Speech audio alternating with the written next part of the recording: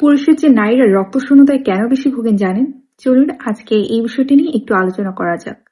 রক্তশূন্যতা বা অ্যানিমিয়া বর্তমান বিশ্বের একটি অন্যতম জনস্বাস্থ্য সমস্যা এবং বিশ্ব স্বাস্থ্য সংস্থা বলছে 15 থেকে 49 বছর বয়সী নারীদের মধ্যে প্রায় 30% নারী এই সমস্যার ভুক্তভোগী।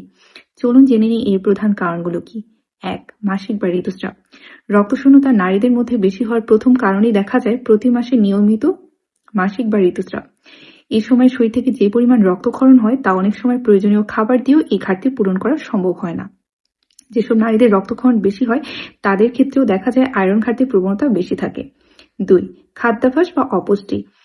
আমাদের সমাজের প্রেক্ষাপটে দেখা যায় নারীরা সাধারণত পরিবারের সবার পরে খেতে বসে, যেখানে তারা প্রয়োজনীয় পুষ্টি পেয়ে থাকে না। প্রয়োজনীয় iron, folic acid, vitamin B12 এর অভাবেও কিন্তু দেখা যায় হিমোগ্লোবিন কমে যায়, যা পরবর্তীতে আয়রন ঘাটতির কারণ হতে পারে। 3. কৃমির সংক্রমণ ও অপরিচ্ছন্নতা।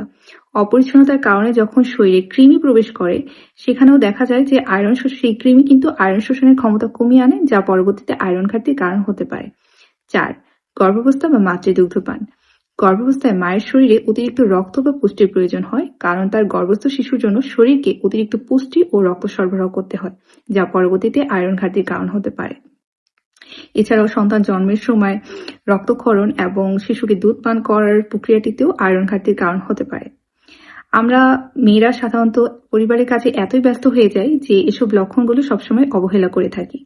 তাই আয়রন ঘাটতি বা রক্তশূন্যতা এড়াতে আমাদের উচিত আয়রন সমৃদ্ধ খাবার খাওয়া, যেমন পালং শাক, ডিম, ডালিম, কলিজা, ভিটামিন সি সমৃদ্ধ খাবার খাওয়া। এছাড়া খাওয়ার পরে চা বা কফি পরিহার করা, কারণ এটা আমাদের আয়রন শোষণের ক্ষমতা কমিয়ে আনে।